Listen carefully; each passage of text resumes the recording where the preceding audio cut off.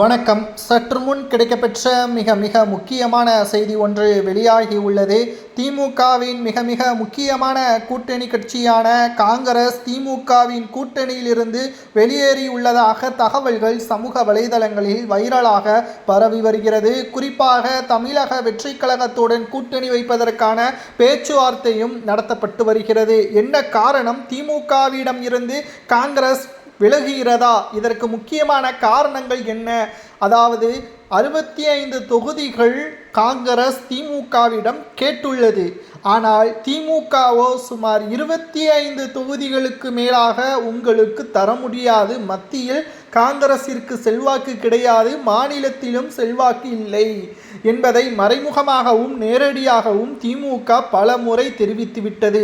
இதனால் எங்களுக்கு செல்வாக்கு இல்லை என்றால் நாங்கள் ஏன் உங்களுடன் கூட்டணி வைக்க வேண்டும்? உங்களுக்கு அதனால் பயனே கிடையாது என்று தெரிவித்து காங்கிரஸ் திமுகவிடம் இருந்து விலகி தமிழக வெற்றி கழகத்தின் தலைமை ஏற்கக்கூடிய ஒரு சூழல் உருவாகி உள்ளதாகவும் தகவல்கள் கிடைக்கப்பெற்றுள்ளது. 3 நாட்களில் திமுக நல்ல முடிவை எடுக்க வேண்டும். காங்கிரஸ் சொன்ன தொகுதிகளை கொடுக்க வேண்டும். இல்லை என்றால் காங்கிரஸ் இல்லாமல் சட்டசபை தேர்தலை திமுக எதிர்கொள்ள வேண்டும். சரி, காங்கிரஸ் இல்லாமல் திமுக வெற்றியடைய முடியுமா என்று கேட்டால், திமுக என்பது கூட்டணிகளால் மட்டும்தான் ஆட்சி அமைக்க முடியும் என்ற ஒரு சூழல் தமிழக அரசியல் வரலாற்றில் அண்ணா அவர்களுக்கு பிறகு தமிழகத்தில் நிலைத்து கொண்டு இருக்கிறது. ஆனால் பல கட்சிகள் கூட்டணி இருந்தும் கூட எதிர்க்கட்சி அந்தஸ்தை திமுக இழந்ததும் குறிப்பிடத்தக்கது 2011ஆம் ஆண்டு.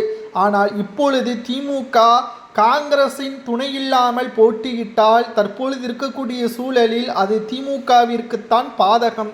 உதயநிதி அவர்கள் கூறியிருந்தார், 40 தொகுதிகளில் திமுகவின் கூட்டணியும் வெற்றியடைந்து விட்டது, இனியும் பயப்பட தேவையில்லை, சட்டசபை தேர்தலில் திமுக தனித்து போட்டியிட்டாலும் கூட 156 தனி பெரும்பான்மையே பிடிக்கும் என்பதை உதயநிதி அவர்கள் தெரிவித்தார். நன்றாக ஒன்றை பார்க்க வேண்டும். மக்களவை தேர்தல் என்பது வேறு, சட்டசபை தேர்தல் என்பது வேறு. அங்குள்ள நபர்களும் ஆட்சியாளர்களும் வேறு. தமிழகத்தை யார் ஆட்சி செய்ய வேண்டும் என்பதை மக்கள் எப்ப வேண்டுமானாலும் மாற்றுவார்கள் என்பதை உதயநிதியும் புரிந்து கொள்ள வேண்டும். காங்கிரஸை கைவிட்டால் திமுக ஆட்சியை கைவிட வேண்டும். அதே சமயம் தமிழக வெற்றி கழகத்தின் தலைமையை காங்கிரஸ் ஏற்றால் நிச்சயம் விஜய் அவர்களுக்கு மிகப்பெரிய ஒரு அரசியல் செல்வாக்கும் அரசியல் மாற்றமும் தமிழகத்தில் ஏற்படும் என்பதில் துளி அளவு கூட சந்தேகம் கிடையாது. இதை பற்றி உங்களது கருத்துக்களை மறக்காம கமெண்ட் வாயிலாக கூறுங்கள்.